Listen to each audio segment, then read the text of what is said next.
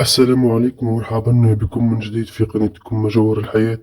اليوم سوف نتحدث على صفحة جديدة لنظام الكبرنات، النظام الذي يقوم بالعديد من الأشياء العدوانية تجاه المغرب، منها اجتماع أديس أبابا، منها اجتماع تيكاد في اليابان. اجتماع كنا نتحدث عليه، اللي قام في أديس أبابا بين اليابان ودول إفريقية. اليوم صفحة جديدة في النظام الجزائري.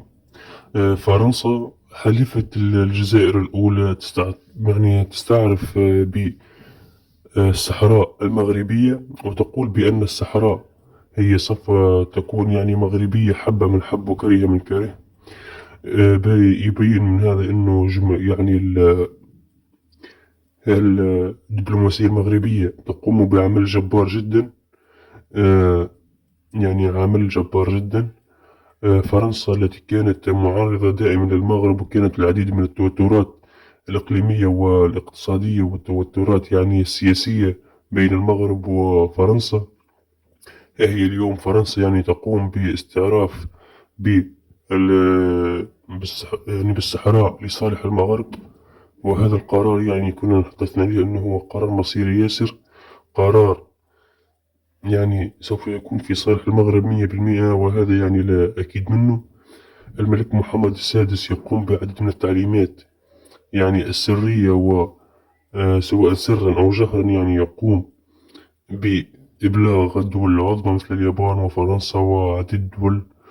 نذكر أن دولة بولندا قد قامت لها مصنع في مدينة العيون في المغرب.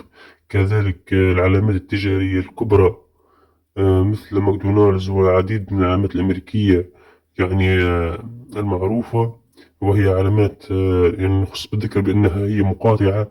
نحن كمسلمين نقاطع هذه العلامات، لكن هذه العلامات تقوم باستعراف مصيري جدا لصالح المغرب، حيث فتحت العديد من العلامات في مدينة العيون في الصحراء المغربية. كذلك العديد من الدول الإفريقية بدأت تسحب اعترافاتها ب استعرافها بجمهورية الوهمية للصحراء الغربية. العديد من الدول مثل أثيوبيا وكينيا أوغندا تقوم سوف تقوم بسحب الاعتراف بالصحراء الغربية. نعرف أن البوليساريو كانت قد حطتها الأمم المتحدة في ضمن الجماعات الإرهابية، وهو أمر يخدم المغرب. لذلك ممكن نقول بأن الجمهورية الصحراوية الوهمية في إضمحلال، وكذلك العديد من الدول في إفريقيا وغير إفريقيا يقومون بسحب الاعترافات بهذه الجمهورية الوهمية. إن شاء الله المغرب سوف يكون في الطريق الصحيح.